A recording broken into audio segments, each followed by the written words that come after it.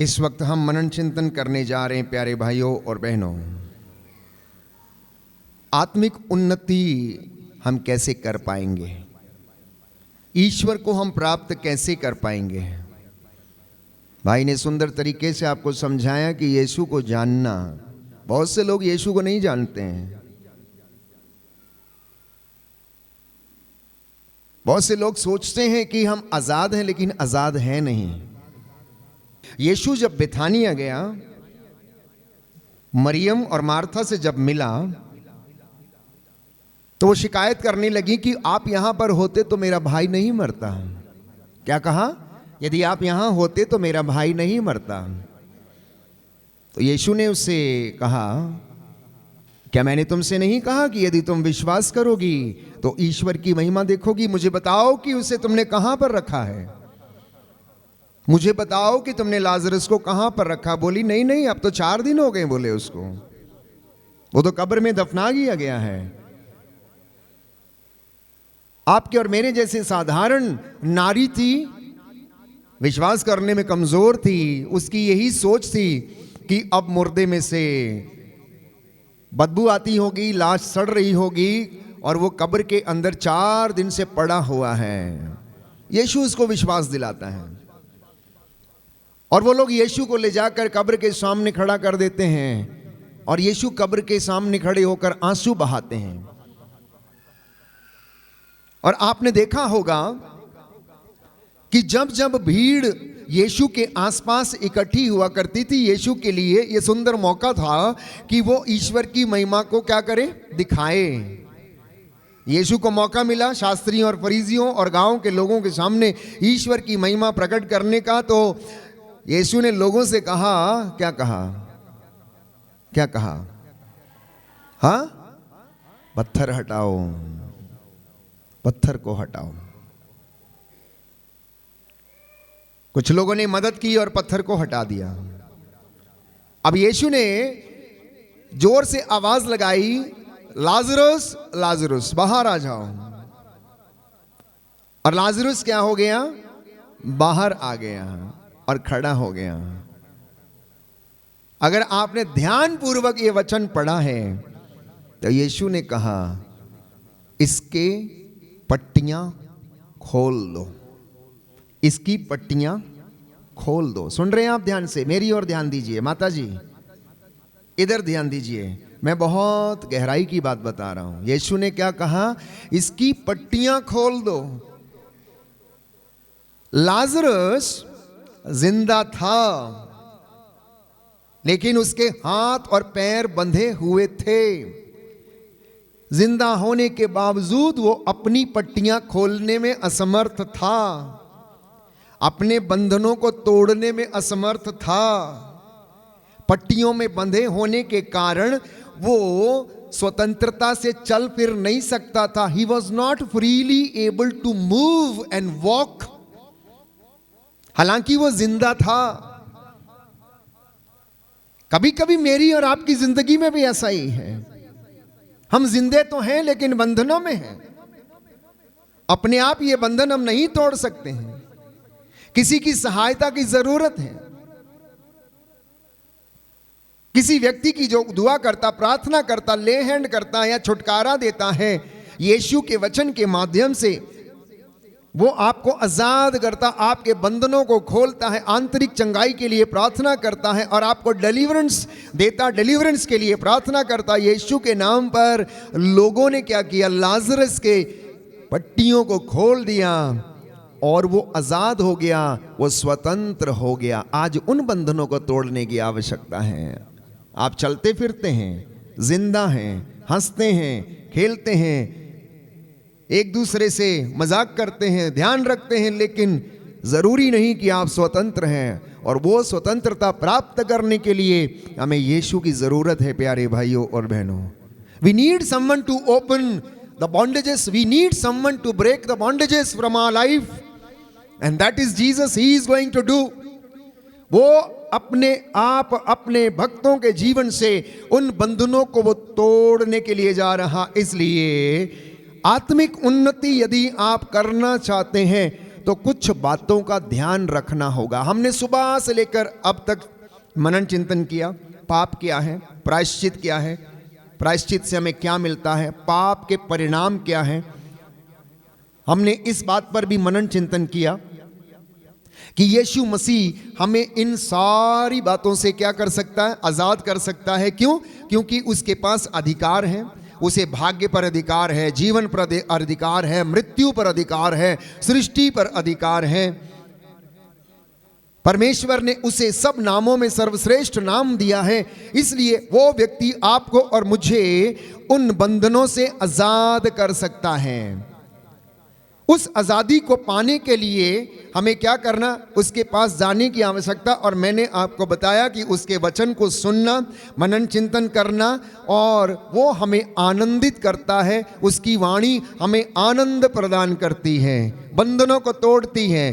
क्योंकि मैंने आपके लिए वचन पढ़ा था यिर्मयाह नबी के ग्रंथ अध्याय 23 पद संख्या 29 से, उसकी वाणी आग के जैसी है, हथौड़े के जैसी। जब ये वचन आप सुनते हैं तो शैतान डरता है, कांपने लगता है, चिल्लाने लगता है, कान बंद करता है, वो वचन सुनना नहीं चाहता है। क्यों? क्योंकि उसको मालूम है कि यीशु के वचनों में जीवन है, बल्कि शैतान के वचनों में जीवन नहीं है। यीशु ने उसकी परिभाषा दी योहन के सुसमाचार अध्याय 10 पद संख्या 10 में, और कहा शैतान मारने, चुराने और नष्ट करने के लिए आता, लेकिन मैं इसलिए आया हूं कि तुम जीवन प्राप्त करो, परिपूर्ण जीवन प्राप्त करो। आप सब लोग जीवन पाने के लिए आए हैं, यस और नो? आत्मिक उन्नति के लिए आए हैं, यस और नो? आप अपने पापों से आजाद होने आए हैं, यस और नो? बंधनों से छुटकारा पाना चाहते हैं, यस और नो? आध्यात्मिकता में बढ़ना चाहते हैं, यस और नो? क्या आप आज वादा करते हैं प्रभु से कि मैं आपके साथ रहूंगा, आप मेरे साथ रहिए? तो वो आपके साथ रहेगा, बशर्ते इन बातों पर ध्यान दीजिए। कलोसियों का पत्र अध्याय 4 पद संख्या 2। बहुत जल्दी में इन वचनों को आप नोट कर सकते हैं, लिख सकते हैं। जिनके पास बाइबल है, आप, मैं पढ़ते जाऊंगा, आप लिखिए। और आध्यात्मिक उन्नति कैसे करें, उसके लिए बाइबल हमें क्या सजेशंस देती है, बाइबल हमें क्या बताती है। अगर आप आत्मिक उन्नति करना चाहते हैं तो हमें कुछ बातों का ध्यान रखने की आवश्यकता है। सबसे पहले कलोसियों को लिखते हुए संत पौलुस हमें बताता है, अध्याय 4 पद संख्या 2 और उससे आगे, अध्याय 4 पद संख्या 2 और उससे आगे लिखा है, आप लोग सजग होकर प्रार्थना और धन्यवाद में लगे रहें। पहली बात, उन्नति पाने के लिए, आत्मिक उन्नति करने के लिए प्रार्थना में सजग होकर धन्यवाद के निवेदन प्रस्तुत करते रहें और आप आत्मा में बढ़ते जाएंगे। दाहिना हाथ उठाकर मेरे पीछे दोहराइए, हालेलुया। प्रभु का वचन कहता है, कलोसियों का पत्र अध्याय 4 पद संख्या 2, आप लोग सजग होकर प्रार्थना और धन्यवाद में लगे रहें। Hallelujah, hallelujah. अगला वचन आत्मिक उन्नति के लिए पद संख्या 5, उसी अध्याय में पद संख्या 5, आप लोग बाहर वालों के साथ बुद्धिमानी से व्यवहार करें।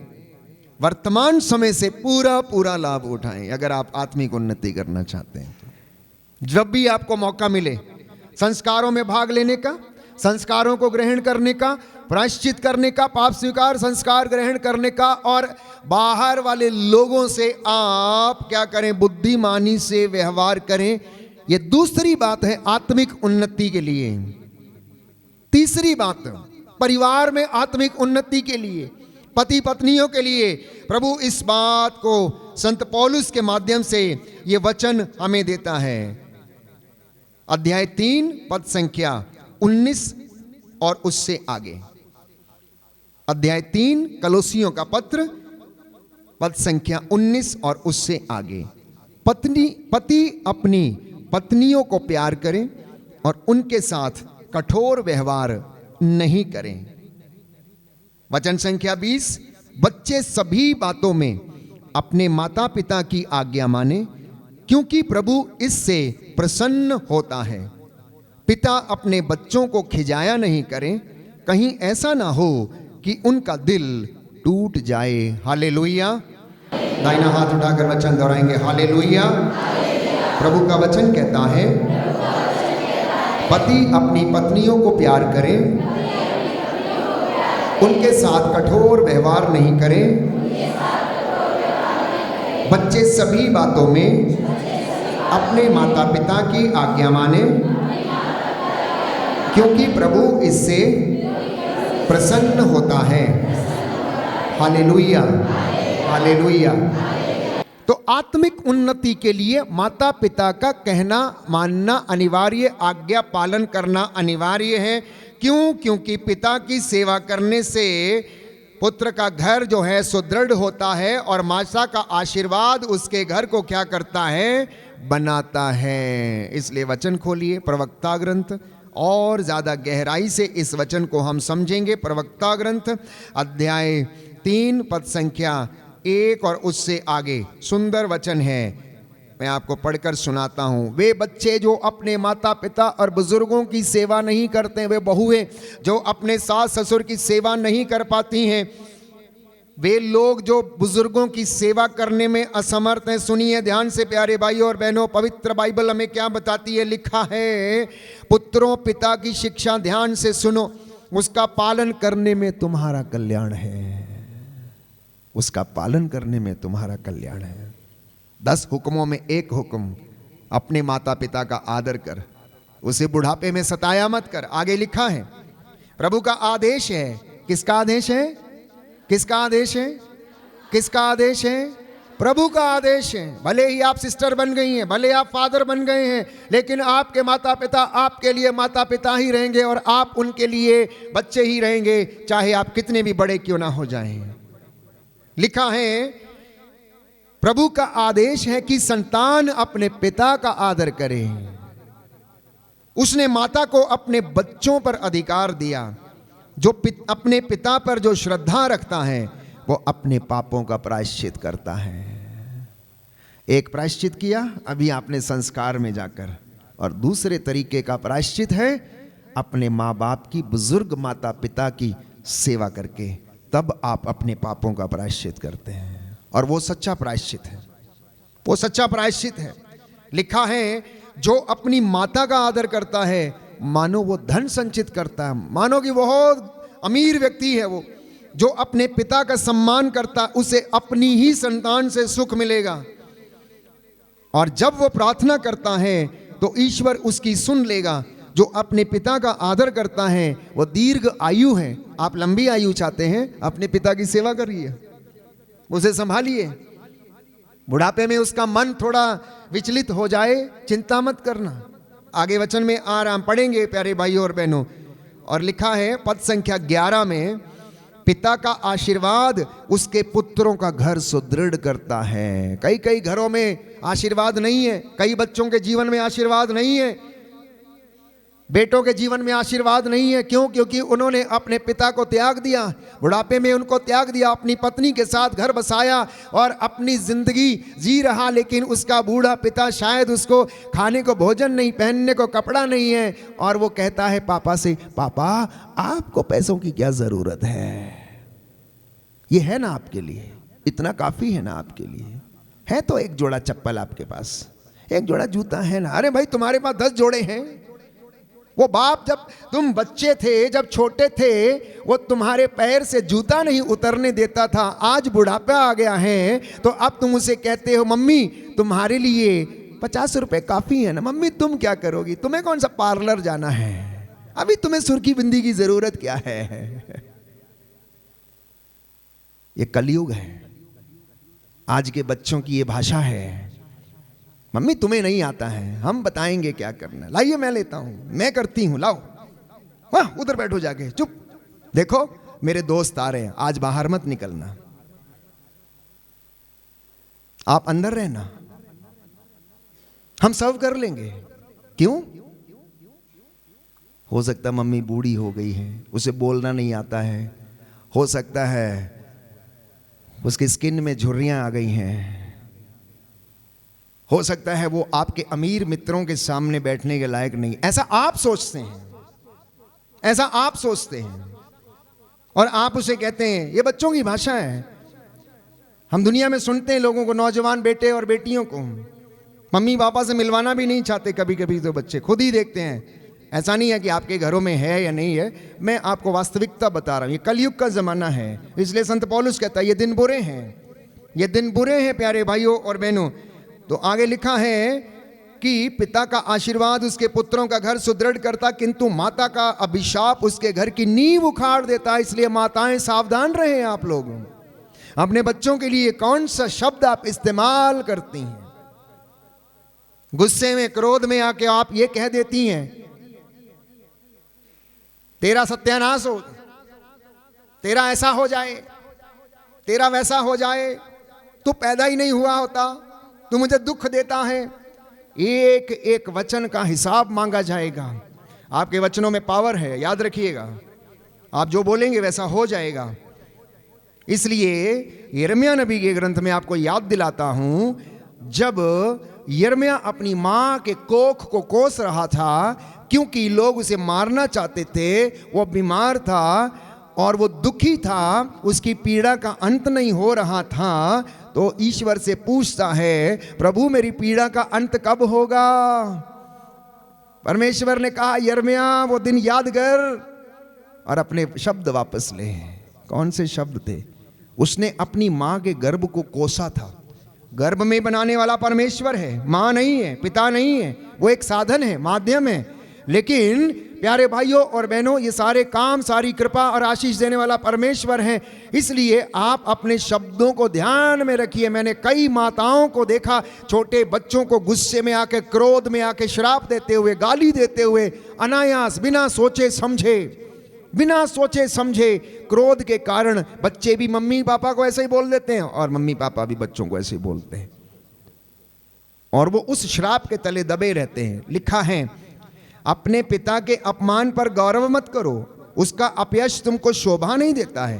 पिता का सम्मान मनुष्य का गौरव है, माता का अपयश पुत्र को शोभा नहीं देता। पुत्र अपने बूढ़े पिता की सेवा करो, जब तक वह जीता है उसे उदास मत करो। यदि उसका मन दुर्बल हो जाए तो उससे सहानुभूति रखो। अपने स्वास्थ्य की उमंग में उसका अनादर मत करो, क्योंकि पिता की सेवा शुश्रूषा कभी नहीं भुलाई जाएगी। बोले आमीन, हालेलुया। यीशु की स्तुति हो, यीशु को धन्यवाद, यीशु की आराधना हो, यीशु की महिमा हो, यीशु को धन्यवाद। Hallelujah, hallelujah, hallelujah. तो मैं आपको बता रहा हूं आत्मिक उन्नति कैसे करना है, परिवार में आत्मिक उन्नति कैसे करना है। और वचन हमको समझा रहा है कि पिता पर श्रद्धा रखना आपके पापों का प्रायश्चित है, पहली बात। दूसरी बात, अगले वचन में लिखा है पिता की सेवा नहीं भुलाई जाएगी। और पद संख्या 16 में पढ़ते हैं वो तुम्हारे पापों का प्रायश्चित और तुम्हारी धार्मिकता समझी जाएगी। मान लीजिए कोई व्यक्ति अपने बूढ़े पिता को बिना खाना खिलाए, रोटी खिलाए घर में छोड़ के आ गया है और यहाँ साधना में सेवा कर रहा है, उसके लिए रोटी नहीं है, तो ये आपकी धार्मिकता नहीं है, ये आपकी धार्मिकता नहीं है, ये आपका प्रायश्चित नहीं है, ये आपकी सेवा नहीं है। सबसे पहले वचन कहता है तू उसके लिए इंतजाम कर, प्रबंध कर और उसके बाद तू अपना काम कर, क्योंकि पिता की सेवा कभी नहीं भुलाई जाएगी, तेरे पापों का प्रायश्चित समझी जाएगी। आगे लिखा है लोग तेरी विपत्ति के दिन तुमको याद करेंगे और तुम्हारे पाप धूल में पाले की तरह, धूप में, तुम्हारे पाप धूप में पाले की तरह गल जाएंगे। जो अपने पिता का त्याग करता है वो ईश निंदक के बराबर है, और जो अपनी माता को दुख देता है वो ईश्वर के द्वारा अभिशप्त है। इतने कठोर वचन है। ये पवित्र शास्त्र है, ये धर्म शास्त्र है, आत्मा की प्रेरणा से लिखा गया है। एक एक वचन इसका 100 आने खरा है।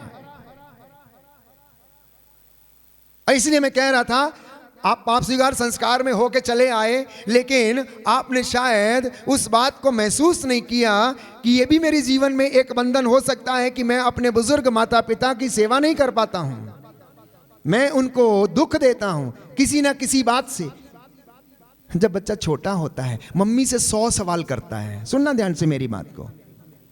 अगर मम्मी या पापा गार्डन में हाथ पकड़कर उसका ले जाएंगे तो बेटा 100 बार सवाल करेगा और मम्मी और पापा 100 बार उसका जवाब देंगे। बेटा पूछता रहेगा, पापा ये ऐसा क्यों है, पापा इतनी लंबी क्यों है, पापा ये इमारत इतनी लंबी क्यों है, पापा ये मोटर कैसे चलती है, पापा ये गाड़ी कैसे चलती है। वही बेटा वही बेटी जब बड़े हो जाते हैं तो बुजुर्ग मम्मी अगर 2 बार सवाल कर लेती हैं तो हम कहते हैं इसका मन फिर गया है, इसकी याददाश्त चली गई है, एक ही बात को दोहराती रहती हैं। और जब आप बच्चे थे तब आप 70 बार दोहराते थे और मम्मी पापा 70 बार आपकी बातों का जवाब देते थे। ये विडंबना है दुनिया की, लोगों की विडंबना है। क्यों भूल जाते हैं आप लोग?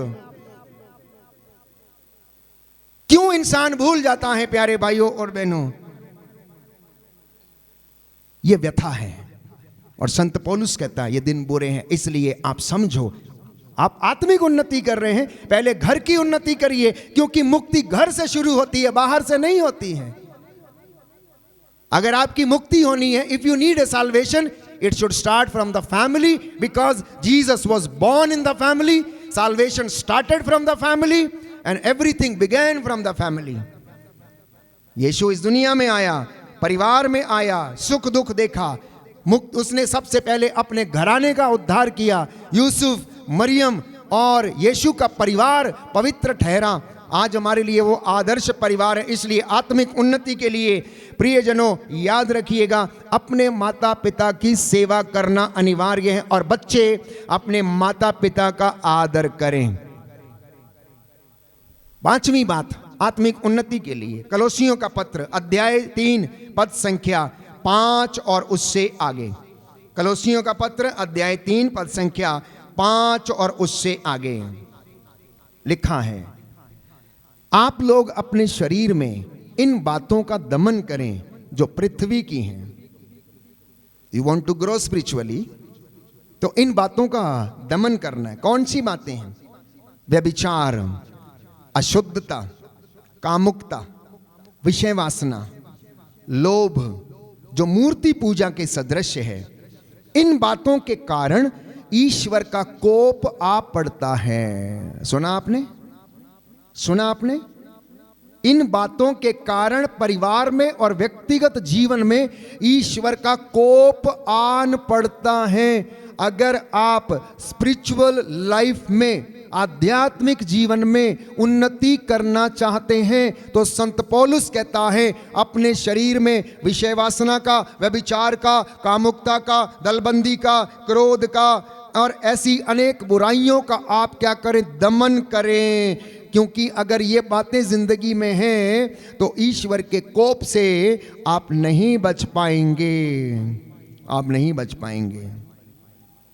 और आगे लिखते हुए कहता है आप अश्लील बात करना छोड़ दीजिए, आप लोग पवित्र बने और व्यभिचार से दूर रहें, क्योंकि ईश्वर की आप लोगों के विषय में यही इच्छा है। आप में से बहुत सारे लोग पूछते हैं कि ईश्वर की इच्छा हमारे लिए क्या है? ईश्वर की इच्छा आपके और मेरे विषय में ये है, हम पवित्र बने, हम पवित्र बने मन से, आत्मा से, हृदय से, सोच से, विचारों से, और हमारी हर एक जीवन की गतिविधि में हम पवित्र बने, जैसा कि लिखा हुआ है थिस्सलुनीकियों के पत्र अध्याय 4 पद संख्या 9, book of Thessalonians chapter 4 verse 9। ईश्वर नहीं चाहता कि हम उसके कोप भाजन बने, बल्कि वो चाहता है कि प्रभु ईसा मसीह के द्वारा मैं और आप मुक्ति प्राप्त करें। Book of Thessalonians chapter 4 verse 9। दाहिना हाथ उठाकर दोहराएंगे हालेलुया। यीशु की स्तुति हो, यीशु को धन्यवाद। जोर से बोलेंगे दाहिना हाथ उठाकर hallelujah, hallelujah, hallelujah, hallelujah.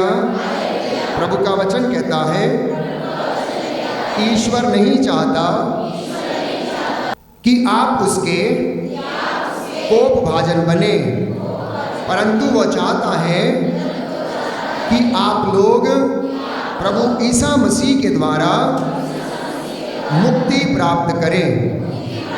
Hallelujah, hallelujah, hallelujah.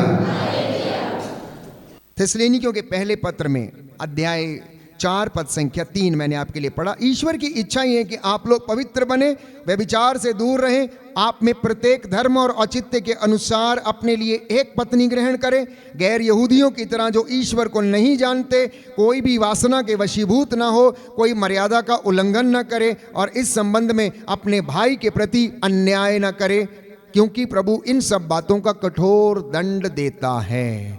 क्या करता है? प्रभु इन सब बातों का कठोर दंड देता है, इसलिए आप सावधान रहें, सावधान रहें। थिस्सलुनीकियों का पत्र अध्याय 5 में हम पढ़ते हैं, प्यारे भाइयों और बहनों, पद संख्या 15 में लिखा है कि आप इस बात का ध्यान रखें कि कोई भी बुराई के बदले बुराई ना करे, अन्यथा स्पिरिचुअल लाइफ में उन्नति कभी नहीं होगी, कृपा का लेवल नहीं बढ़ेगा, ग्रेस का लेवल नहीं बढ़ेगा, क्योंकि साफ साफ लिखा है आप लोग इस बात का ध्यान रखें कि कोई भी बुराई के बदले बुराई ना करे, आप सदैव एक दूसरे की और सब मनुष्यों की भलाई करने का प्रयत्न करें, यही मेरी और आपकी इच्छा और काम होना चाहिए। और वचन कहता है पद संख्या 16 में, आप लोग प्रसन्न रहें, आप लोग प्रसन्न रहें, निरंतर प्रार्थना करते रहें। आध्यात्मिकता में बढ़ने का फॉर्मूला है ये। तब आपकी प्रार्थनाएं सुनी जाएंगी जब हमारा मन, हमारी सोच, हमारे विचार, हमारे काम, हमारी धार्मिकता पवित्र है। दाहिना हाथ उठाकर इसको अंगीकार करेंगे। हालेलुया। प्रभु का वचन कहता है, थिस्सलुनीकियों का पहला पत्र अध्याय 5 पद संख्या 16, आप लोग हर समय प्रसन्न रहें, निरंतर प्रार्थना करते रहें, सब बातों के लिए ईश्वर को धन्यवाद दें, क्योंकि ईसा मसीह के अनुसार आप लोगों के विषय में ईश्वर की यही इच्छा है। आमीन। Hallelujah, hallelujah, hallelujah. और तब वचन कहता है, आपकी ज्योति उषा की तरह चमकेगी, आपकी धार्मिकता आपके आगे आगे चलेगी, आपकी संतानें उन्नति करेंगी। साम नंबर 115 वर्स 14, तुम और तुम्हारी संतति उन्नति पाएगी जब आप ये सारे कामों को करोगे जिसे मैंने अभी अभी आपको आपके सामने दोहराया। कलोसियों के पत्र से, थिस्सलुनीकियों के पत्र से संत पौलुस आत्मिक उन्नति के लिए हमें बताता है और लिखता है, तब तुम्हारी संतति उन्नति पाएगी। आप में से जितने लोग कहते हैं हमारे बच्चे सक्सेस नहीं प्राप्त करते, सफल नहीं होते, फेल हो जाते हैं, क्योंकि बाइबल कहती है यशायाह नबी के ग्रंथ अध्याय 58 पद संख्या 13 और 14, विश्राम दिवस को पवित्र रखो। एक और महत्वपूर्ण बात आध्यात्मिक उन्नति के लिए, विश्राम दिवस को पवित्र रखना है तो तुम्हें प्रभु का आनंद प्राप्त होगा। बोलिए आमीन। प्रभु का वचन कहता है, विश्राम दिवस पवित्र रखो और तुम्हें प्रभु का आनंद प्राप्त होगा। Hallelujah, hallelujah, hallelujah. और एक सुंदर वचन है, जब आप विश्राम दिवस को पवित्र रखते हैं तो प्रभु का आनंद मिलता है। और विधि विवरण ग्रंथ अध्याय 28 पद संख्या 12 में लिखा हुआ है, तब आप जो भी काम करोगे वो सफल होगा। जिस काम में हाथ डालोगे वो सफल होगा, जिस काम को करने के लिए आप जाओगे वो सफल होगा, क्योंकि पवित्र बाइबल हमें यही बताती है। विधि विवरण ग्रंथ अध्याय 28 पद संख्या 12 लिखा है, प्रभु अपने आकाश का अपूर्व भंडार खोलकर तुम्हारी भूमि पर ठीक समय पर पानी बरसाएगा यदि आप उसकी ओर दृष्टि लगाओगे, विश्राम दिवस पवित्र रखोगे, माता पिता की सेवा करोगे, पवित्रता में रहोगे, आनंद में रहोगे, भरपूरी का परमेश्वर अपने अपूर्व भंडारों को आदेश देगा कि वह तुम पर उन्नति की वर्षा करेंगे। आगे लिखा है, वो ठीक समय पर पानी बरसाएगा और तुम्हारे सब कार्यों में तुम्हें आशीर्वाद देता रहेगा। तुम अन्य अनेक राष्ट्रों को उधार दे सकोगे, तुम्हें उधार लेना नहीं पड़ेगा। बोलिए आमीन। जो कर्ज लेते हैं, प्रभु कहता है तुम्हें उधार लेने की जरूरत नहीं पड़ेगी, तब तुम लोगों को उधार दोगे। कहता मैंने तुम्हें नेता बनाया है, मैंने तुम्हें सिर बनाया है, पूंछ नहीं बनाया है। मैंने लोगों के पीछे चलने के लिए नहीं बुलाया मैंने तुम्हें लोगों के आगे चलने के लिए बुलाया है। ये परमेश्वर का वचन है। Have you understood any time कि आपका इंपॉर्टेंस कितना है, आप कितने महत्वपूर्ण हैं, आप कितनी चुनी हुई प्रजा हैं, आप कितने बड़े लोग हैं। प्रभु ने जो दर्जा आपको दिया है, कहता मैंने तुम्हें नेता बनाया है, और हम लोगों के पीछे चलते रहते हैं। कहता मैंने तुम्हें आगे चलने के लिए चुना है। अगले वचन में आप पढ़िए, लिखा है प्रभु तुम्हें नेता बनाएगा, किसी का अनुयायी नहीं बनाएगा। यदि तुम मेरे द्वारा अपने को दी गई प्रभु अपने ईश्वर की आज्ञाओं का सावधानी से पालन करोगे, अन्य देवताओं की सेवा और पूजा करने से, उन नियमों से जरा भी विचलित नहीं होगे जिन्हें मैं तुम्हें आज दे रहा हूं, तो तुम्हारी अवनति नहीं होगी, तुम्हारी उन्नति होगी। बोलिए आमीन। कब ये सब होगा? आत्मिक उन्नति कब होगी? जब हम ईश्वर की आज्ञाओं को मानेंगे, जब उसके नियमों का पालन करेंगे, जब हम वचन में चलेंगे, जब हम उसके लिए स्टैंड लेंगे।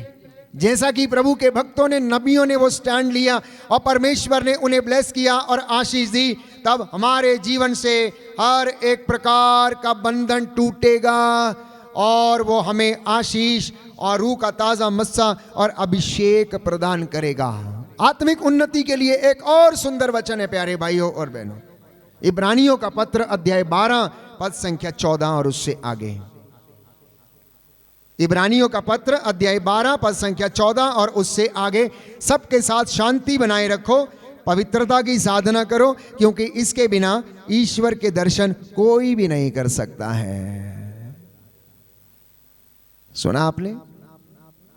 So many retreats you make, so many pilgrimages you go for, but you never retreat on holiness. पवित्रता की साधना कोई नहीं करता है। पवित्रता की साधना करने के लिए भी समय लगता है, कुछ सैक्रिफाइस करने होते हैं, कुछ उपवास करने होते हैं, जुबान पे कंट्रोल करना होता है। याकूब लिखता है ये 2-2.5 इंच की जुबान 6 फीट लंबे शरीर को अपने कंट्रोल में करती, वश में करती है। मैंने कहा कुछ लोग बीड़ी के गुलाम हैं, कुछ बोतल के गुलाम हैं, कुछ गुटखे के गुलाम हैं, तो कुछ तंबाकू के गुलाम हैं, तो कुछ ज़्यादा बोलने वाली जुबान के गुलाम हैं।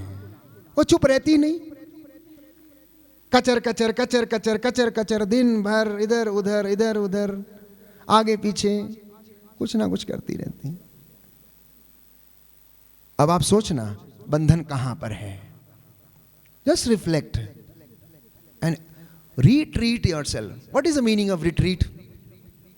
What is the meaning of retreat? Retreating yourself.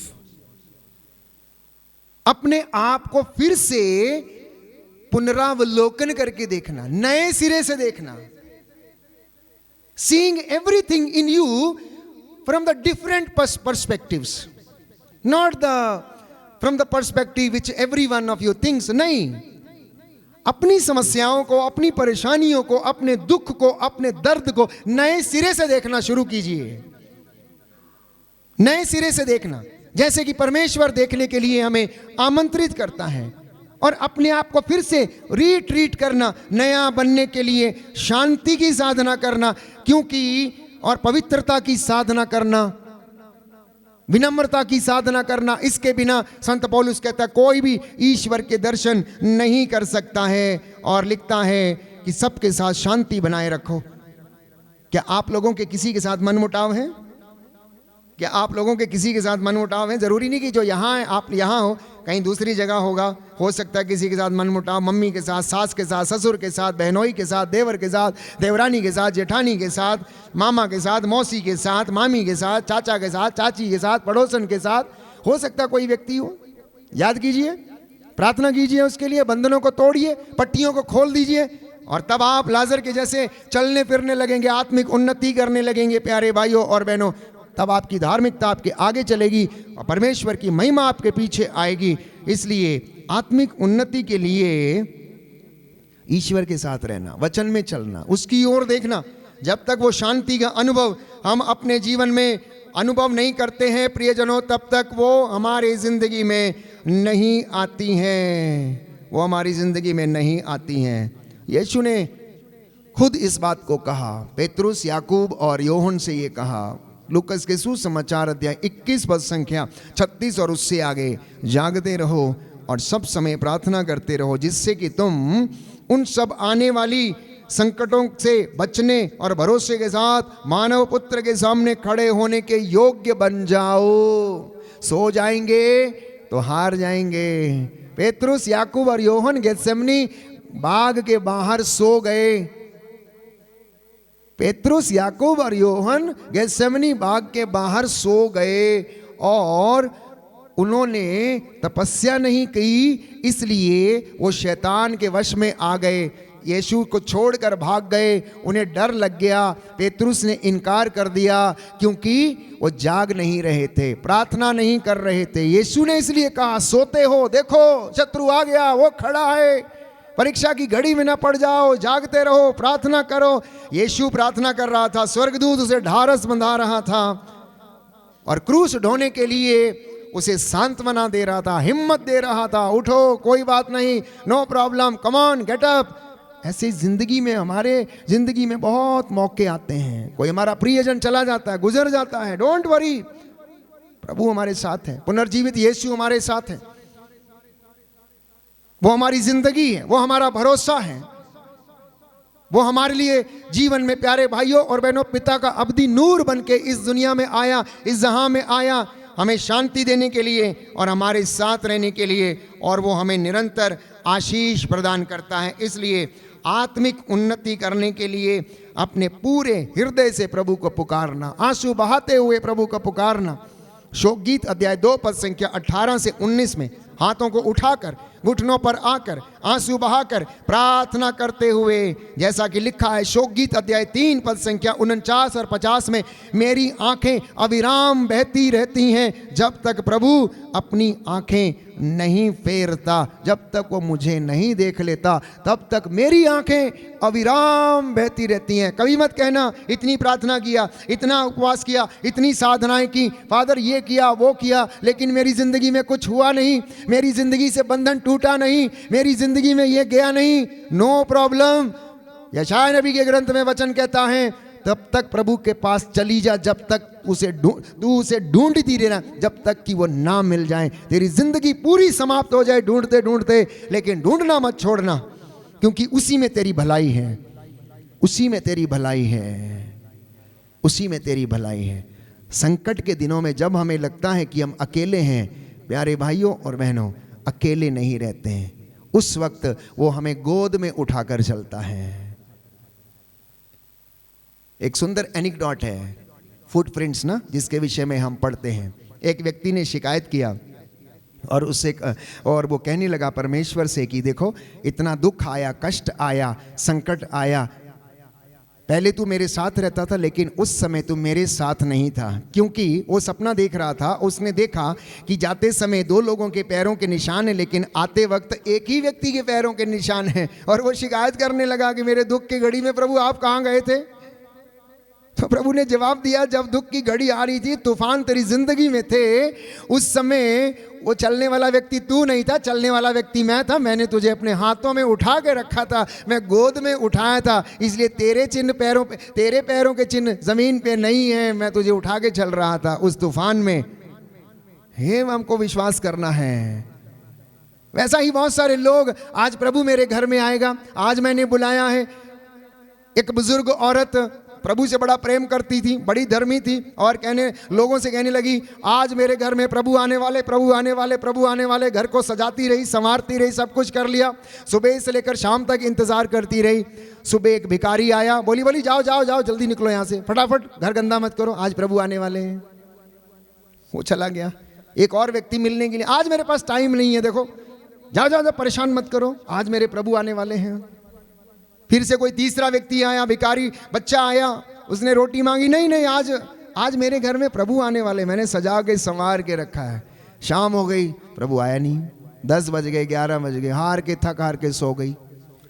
सपने में प्रभु उसको सपना देखा और पूछने लगी, आपने कहा था मैं आऊँगा और आप आए नहीं, मैं सुबह से लेकर अब तक इंतज़ार कर रही थी, घर को झाड़ बुहार के मैंने रखा था, इंतज़ार किया, अच्छा खाना बनाया। प्रभु बोला, दिन में 3 बार आया तेरे घर में, तूने भगा दिया मुझे। पहले मैं भिखारी के रूप में आया, बच्चे के रूप में आया, फिर एक साधु के रूप में आया, लेकिन तूने ना दक्षिणा दी, ना मुझसे बातें की, ना कुछ किया। याद करना, प्रभु ने कहा जो काम तुम मेरे छोटे से छोटे भाइयों और बहनों के लिए करते हो वो तुम मेरे लिए करते हो। मदर तेरेसा ने कहा अगर मैं इन गरीबों की सेवा कर सकती हूँ, इनके घावों को साफ कर सकती हूँ, तो इसलिए नहीं कि कोई मुझे उसका इनाम देता, लेकिन मैं इसलिए ऐसा करती हूँ क्योंकि मैं इनके चेहरों में अपने प्रभु यीशु मसीह का चेहरा देखती हूँ, इसलिए मुझे बदबू नहीं आती है। तो आपकी जिंदगी में ऐसे बहुत सारे मौके आएंगे। फिलहाल मेरे पास टाइम कम है, लेकिन अपने जीवन का एक बहुत संजीदा उदाहरण मैं आपको देता कि परमेश्वर कैसे दर्शन देता है, कैसे परमेश्वर आपकी जिंदगियों में काम करता है। एक भी व्यक्ति जो आप ये प्रभु ने कहा मेरा पड़ोसी कौन है, इसके विषय में दृष्टांत सुनाया। प्रभु आपके पड़ोसी के रूप में आपके घर में आता है। स्वर्ग जाने का रास्ता पड़ोसी के आंगन से गुजरता है, इसलिए पड़ोसी का दिल कभी ना दुखाया करें। अपने को, अपने पड़ोसी को अपने समान प्यार करें। जो बाजू में सोता है, बगल वाले कमरे में है, ये सुंदर कहावत है, स्वर्ग का रास्ता पड़ोसी के आंगन से होके गुजरता है।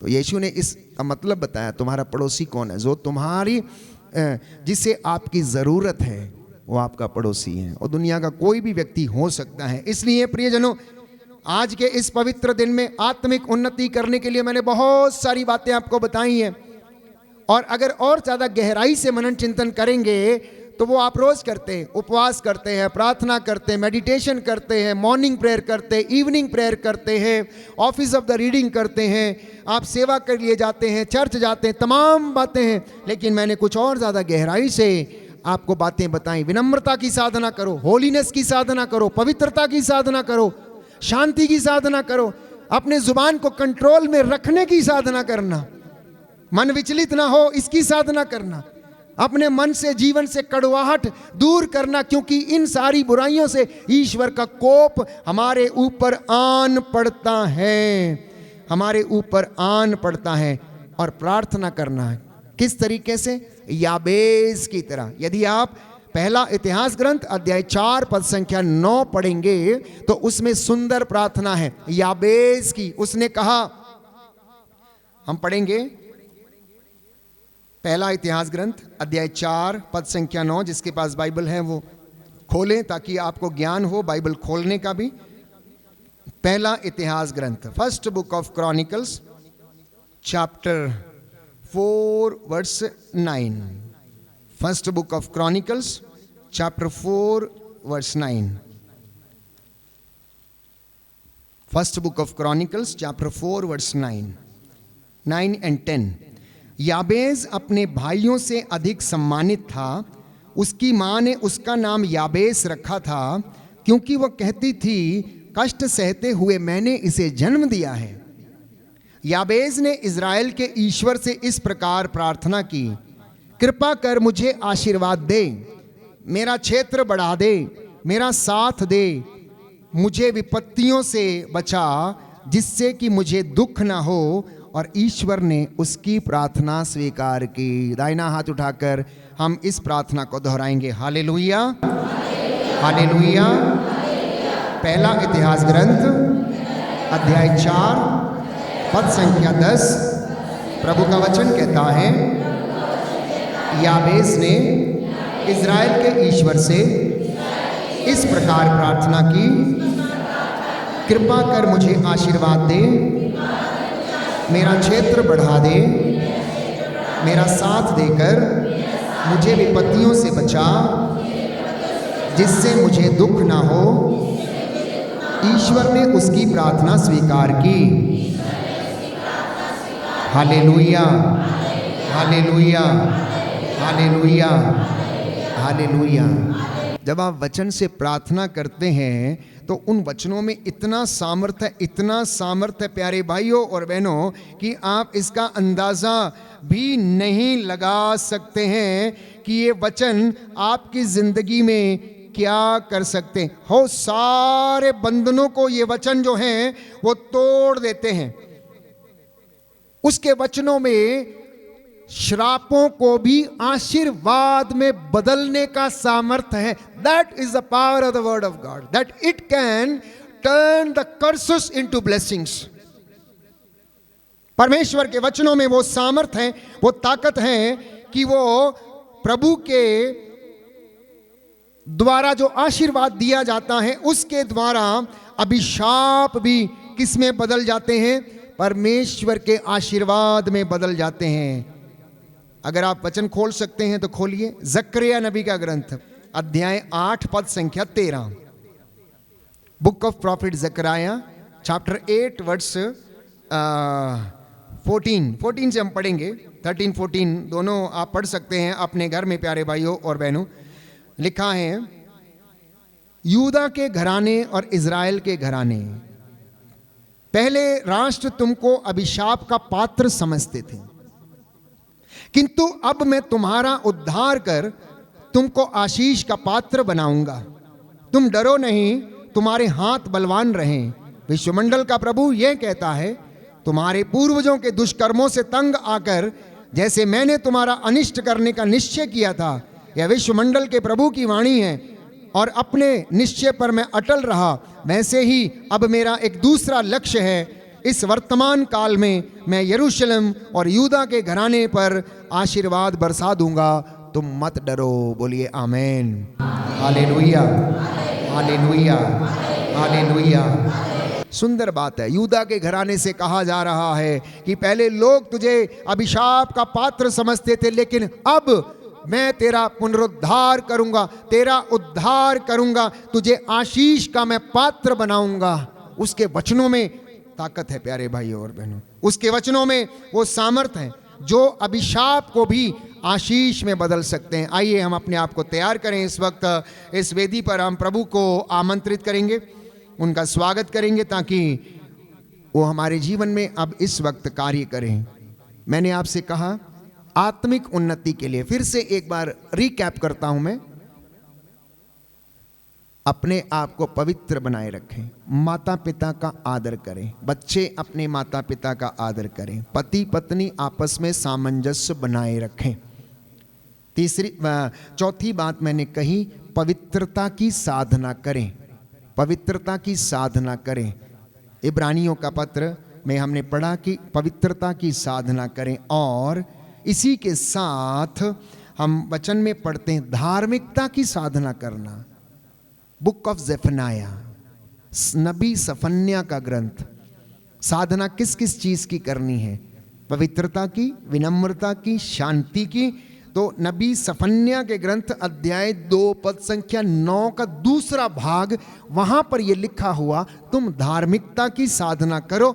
और यशाया लिखता है अध्याय 58 पद संख्या 8 में, तेरी धार्मिकता तेरे आगे आगे और मेरी महिमा तेरे पीछे पीछे।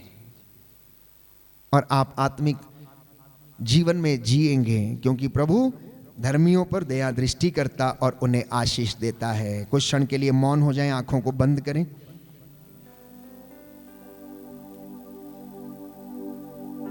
प्रभु का वचन हमारे हृदयों को भेदे और रहस्यों को खोले।